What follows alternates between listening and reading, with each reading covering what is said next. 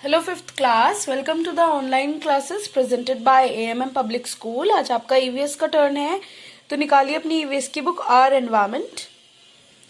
तो बच्चों, आज हम इस बुक में जो स्टार्ट करेंगे वो हम एनुअल सिलेबस स्टार्ट करेंगे। एनुअल सिलेबस में जो भी चैप्टर्स आने हैं अब हम वो करेंगे।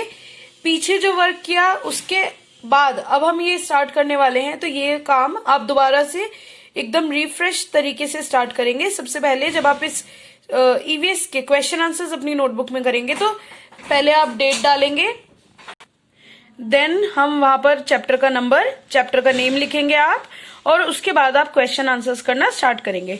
तो बच्चों, ओपन करते हैं हम चैप्टर नंबर 10। 59 पेज पर चैप्टर 10 है हमारा, प्रोडक्शन ऑफ फूड। यानी कि जो भोजन है, जो हमारा खाना है, वो कैसे प्रोड्यूस होता है, कैसे उसको मतलब उगाया गया, तो पूरा हम पढ़ने वाले हैं।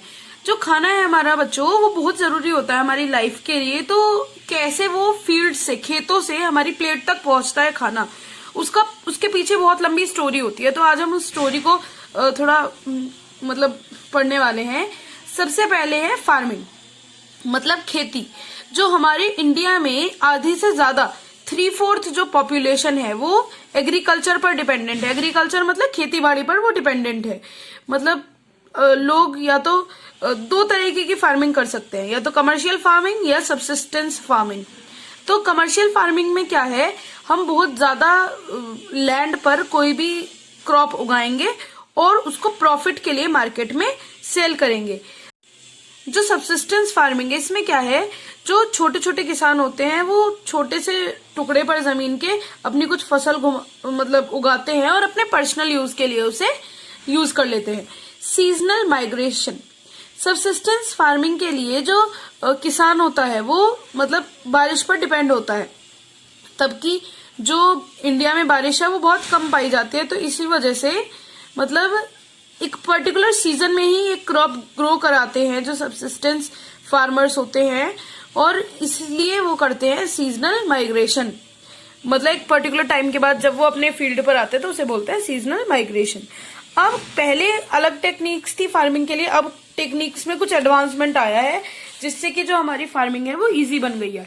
तो क्या क्या एडवांसमेंट आया है, हमारी जो मशीनरी है वो इम्प्रूव हो गई है। जो मशीन्स हैं अब काफी बेहतर यूज होने लगी हैं। जैसे कि पहले जो थे अलग अलग चीजें यूज किए जाती थी, लेकिन अब ट्रैक्टर्स यूज करे जाते हैं टिलिंग के लिए। टिलिंग मतलब जो हमारी मिट्टी है उसे ऊपर नीचे करने के लिए ट्रैक्टर्स यूज करे जाते हैं। अब HYV आ गए हैं, हाई यील्ड वेराइटी सीड्स आ गए हैं। इन सीड्स की मदद से क्या होता है, एक ही बीज से आपका काफी ज्यादा अमाउंट किसी भी चीज की उगाई जा सकती है। इरिगेशन में बेहतर टेक्निक्स आ गई हैं। इरिगेशन का मतलब पौधों में पानी देना, पौधों तक पानी पहुंचाना, फसल में पानी पहुंचाना, इरिगेशन कहलाया जाता है। इरिगेशन पे हमें, इसलिए हम नेचुरल इरिगेशन पे डिपेंड नहीं हो सकते। नेचुरल इरिगेशन यानी रेनफॉल। अगर हम ये सोचे कि बारिश से ही हमारी फसल को पानी मिलेगा, तो बारिश जो है, मैंने आपको पहले भी बताया कि रेगुलरिटी नहीं है बारिश में। तो इसी वजह से इरिगेशन के लिए हमें बेटर टेक्निक्स ही अपने आप यूज करनी पड़ती हैं। फर्टिलाइजर्स और मैन्योर्स आ गए हैं बेटर।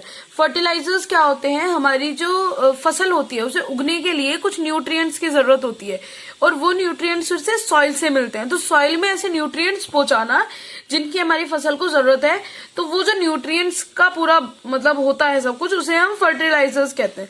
आर्टिफिशियल न्यूट्रिएंट्स होते हैं हमारी सॉइल के लिए, जिससे हमारे प्लांट को अच्छा मतलब ग्रोथ मिल सके। अब इस चीज में गवर्नमेंट का क्या रोल है, गवर्नमेंट ने बहुत सारी चीजें करी हैं फार्मर्स के लिए। उन्होंने मतलब एग्रीकल्चर लोन देते हैं काफी कम इंटरेस्ट रेट पर, लैंड अवेलेबल कराते हैं, इरिगेशन फैसिलिटीज अवेलेबल करा सकते हैं, फर्टिलाइजर्स और सीड्स अवेलेबल कराते हैं, और मार्केट में जिससे कि उनको कोई जो है बीच में उनका पैसा खा ना ले या उनको कम पैसे ना दे, तो मार्केट में भी अच्छे रेट पर उनकी फसल वो खरीदती है गवर्नमेंट। अब फूड हैबिट्स में काफी चेंज आ गए हैं। पहले जो थे, जो वाटरमेलन थे, जो तरबूज थे, वो केवल समर्स में आते थे और समर्स में ही लोग खाते थे, और जो ऑरेंजेस हैं वो विंटर में ही आते थे। लेकिन अब एडवांसमेंट टेक्नोलॉजी की वजह से ये हमारे जो फूड आइटम्स हैं ये पूरे साल अवेलेबल हो सकते हैं। तो एडवांस हो गई है हमारी फार्मिंग भी।